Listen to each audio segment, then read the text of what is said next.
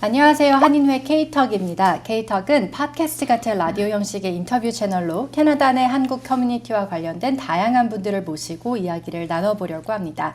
Hi everyone and welcome to K-Talk. K-Talk is a podcast-style interview series presented by Korean Canadian Cultural Association, where we share stories from our Korean Canadian community with you.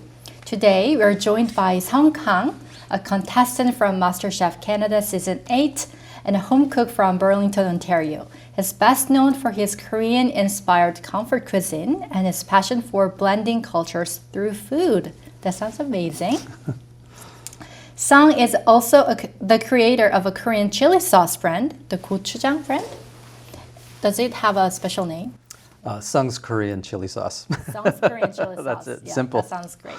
And has a professional background in marketing and now working as a consultant. He has a beautiful story about reconnecting with his roots through cooking, which he will be sharing with us today. So thank you so much for being here. And My pleasure. And you came from all the way from Burlington, right? I did. It wasn't too bad. And have you visited KCCA before? This is my first time here. And how is it? How is it feeling? I'm really impressed. It's very big. You told me that you didn't know there was KCCA in Toronto.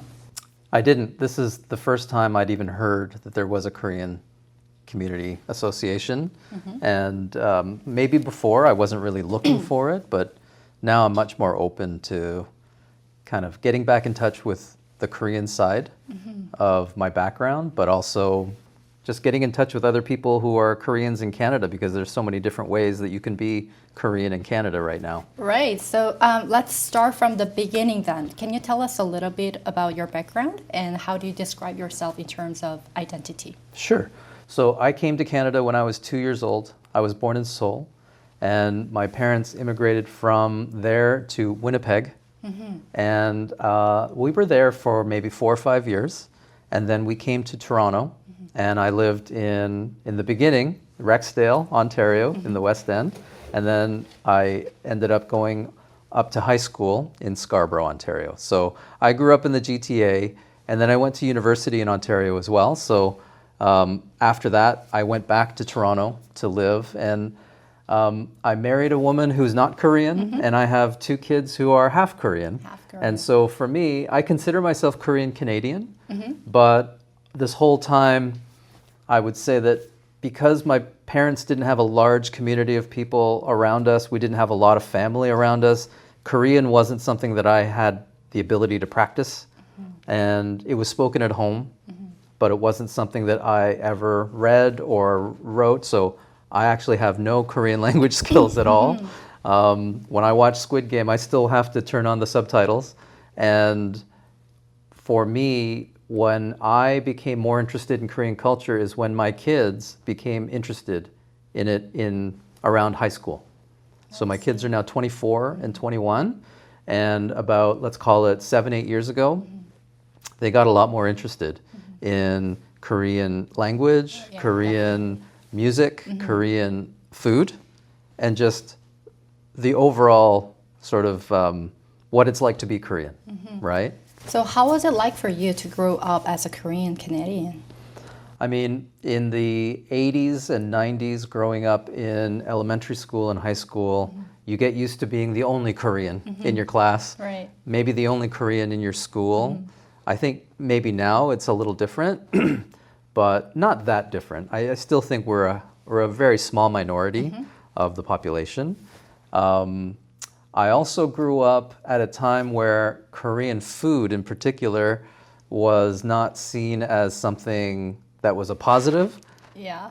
I remember getting into the car when my friends in high school would pick me up, and they would smell my mom's cooking on my clothes. Okay. And they would say, "Oh, it smells kind of weird. What were you eating tonight?" Definitely not cheese smell. It doesn't smell like Italian food. It doesn't smell like steak Mexican, or fried no. chicken, or it smells like kimchi jjigae, 된장, right? kimchi Doenjang. jjigae. Okay. It's kimchi, pickles. It smells like very foreign ingredients to them. Right. And even though I enjoyed my mother's food, she was a really good cook at that time. I would say that I was kind of almost ashamed that kind of gives you a little bit of like, oh, is this something that I need to hide a little bit? I see. So I think I grew up that way where I didn't want to stand out. I wanted to blend in. And that meant kind of becoming more Canadian and less Korean. I see. Okay, I think a lot of Korean Canadians who are listening to this story can relate to what you've gone through. And then how do you feel about this all attention towards Korean culture, especially toward Korean food? I mean, these days everyone loves kimchi and they go to a Galleria or other supermarkets to stock their refrigerator. I have to be honest, when it first started, I was surprised. Because I thought, well, these flavors are very strong and they're very different from Western flavors. Why do people like them? And the answer is because people are people and we all have the same biology, we all have the same tongue. And so delicious food is just delicious food. Right. And that was actually kind of eye-opening because for a long time, I was like, well, maybe Korean food is... When you're with friends and you're deciding on what restaurant to go to, I never suggested Korean restaurants. Never. Until now. Until now. And actually, so I would say in the last 10 years, if I'm going for like even a quick business lunch or a nicer business dinner, Korean is an option now. And that actually gave me a lot of pride. And that was actually part of my journey to kind of go, well, it's not something to be ashamed of. It is something absolutely delicious that people love.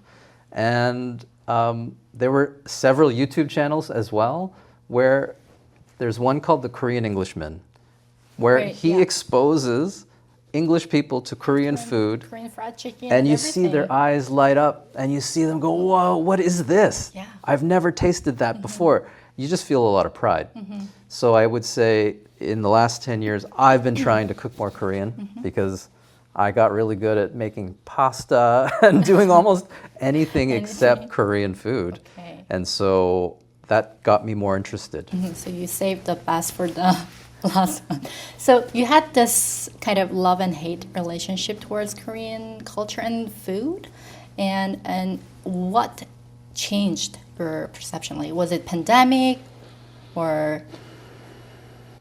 I think it was all the combination of things that I was talking about, but probably more that once the kids were interested in Korean food, then I could cook it at home.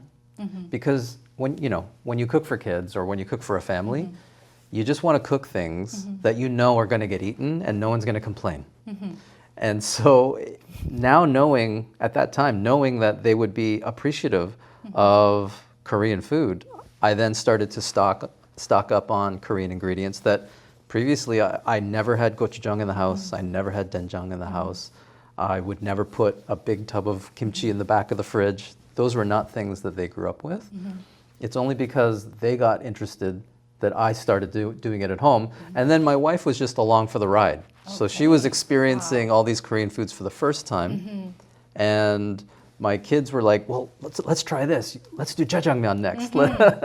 And so they were the ones pushing me along. And that's why it happened. Because if it was just me, it may not have happened. Yeah, definitely. Like food is kind of the thing that unites people.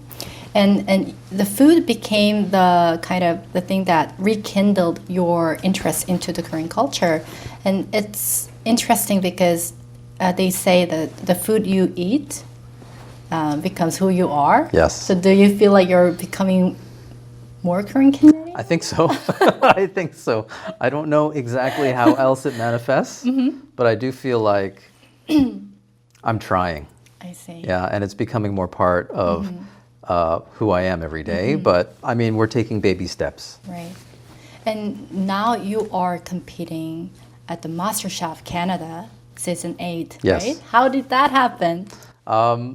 One day I was watching MasterChef, an older season, and I was yelling at the TV because when you're sitting on the couch, it's easy to just say, well, don't do that. Do this. It's easy. I think that only happens to the soccer games.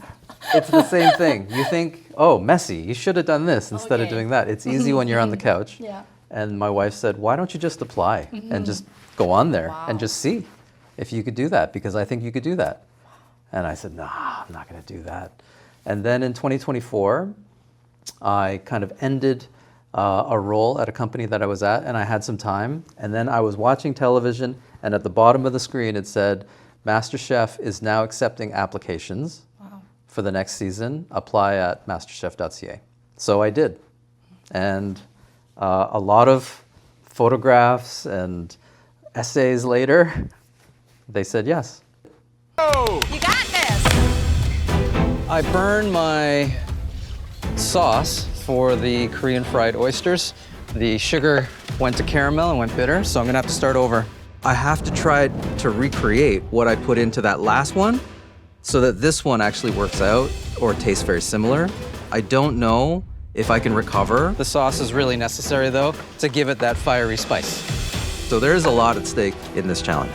There's the immunity pin, and the other thing is the CIBC $5,000 prize, which is exactly what I want.